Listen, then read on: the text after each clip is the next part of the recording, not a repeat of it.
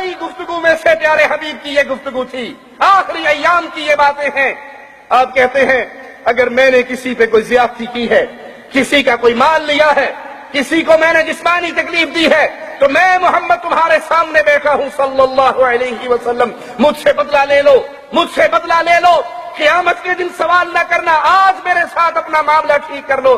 کھڑے ہوتے ہیں، کہتے ہیں یا رسول اللہ صلی اللہ علیہ وسلم، ایک موقع پہ آپ نے مجھے چھڑی ماری تھی، آج میرا جی کرتا ہے وہ چھڑی میں آپ کو مار کے اپنا بدلہ لے لوں۔ سیدنا علی غمگین نگاہوں سے اس کے چہرے کو دیکھتے ہیں اور کہتے ہیں میری گردن محمد کی گردن کے مقابلے پہ قربان ہے، وفا کو چھڑی نہ مار، بدلہ دینے کے لیے علی موجود ہے۔ صحابہ پیارے حبیب کی بیماری، پیارے حبیب کی جدائی کی قربت سے ویسے ہی غمگین ہے۔ یہ جملے سن کے ان کے رونے کی آواز، ان کی ہچکیاں بن جاتی ہے۔ پیارے حبیب کہتے ہیں نہیں علی، کہتے ہیں یا رسول اللہ صلی اللہ علیہ وسلم، آپ کے ہاتھ میں چھڑی تھی، میرا ہاتھ خالی ہے، کہا اس کو چھڑی دے دو۔ کہا یا رسول اللہ صلی اللہ علیہ وسلم، آپ کے پیارے بدن پہ کپڑا لگا ہوا، کپڑا پڑا ہوا، قمیض ہے، میرا بدن اس دن ننگا تھا، آپ نے اپنے بدن مبارک سے کپڑا اٹھا لیا، کہا آگے آؤ، مجھ سے آج بدلہ لے لو، قیامت کے دن مجھ سے سوال نہ کرنا،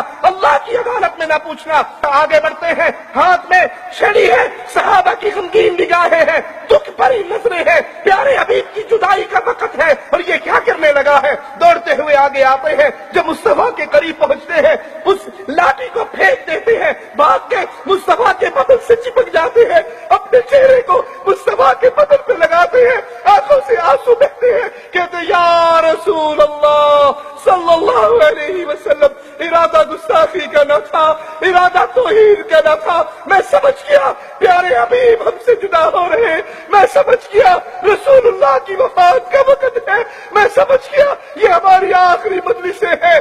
اللہ کے نبی میرا جی چاہا میں اپنے چہرے کو آپ کے بدن مبارک سے لگا دوں، ہو سکتا ہے اسی وجہ سے اللہ میرے چہرے کو جہنم پہ حرام کر دے۔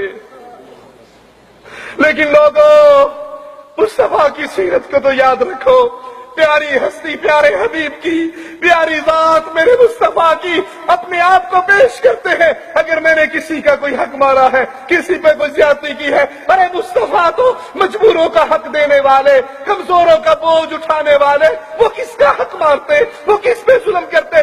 درست تھا میرے لیے، درست تھا آپ کے لیے، درست تھا قیامت تک آنے والے آخری امتی کے لیے کہ مرنے سے پہلے اگر کسی پہ زیادتی کی ہے تو معاملے صاف کر لو، اللہ کے دربار میں پکڑ ہوگی تو جواب نہ دے سکو گے۔ میرے بھائیوں، اگر کسی نے بہنوں کی زمین کھائی ہے، اگر کسی نے بیوی کا حق مہر مارا ہے، اگر کسی نے دوستوں کے قرضے دبائے ہیں، اگر کسی کی جیب لوگوں کے ظلم کے مال سے بھری ہوئی ہے، کسی نے جھوٹ بولا ہے، کسی نے قرضے دبائے ہیں، کسی نے چوری کی ہے، اپنا دامن صاف کر لو، اپنا دامن صاف کر لو۔ جہاں مصطفیٰ اپنے آپ کو پیش کر رہے، میں اور آپ تو پیارے حبیب کے قدموں کی اڑنے والی خاک کے ایک ذرے کے برابر نہیں ہے۔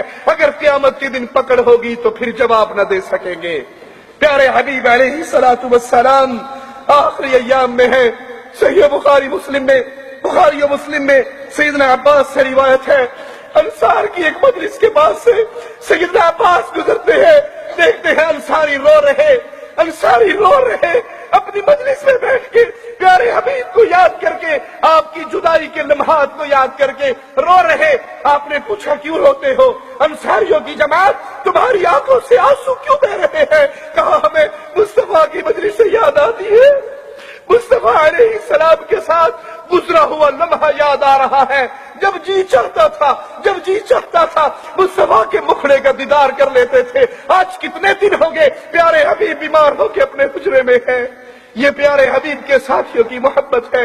ایک صحابی آئے تھے، آ کر کہا تھا یا رسول اللہ صلی اللہ علیہ وسلم، جب جی چاہتا ہے آپ کے چہرے کا دیدار کر لیتا ہوں، لیکن سوچتا ہوں جنت میں چلا بھی گیا، آپ تو انبیاء کے ساتھ اعلیٰ مقام پہ ہوں گے، میرا ٹھکانہ تو وہ نہ ہوگا، میرا مقام تو وہ نہ ہوگا۔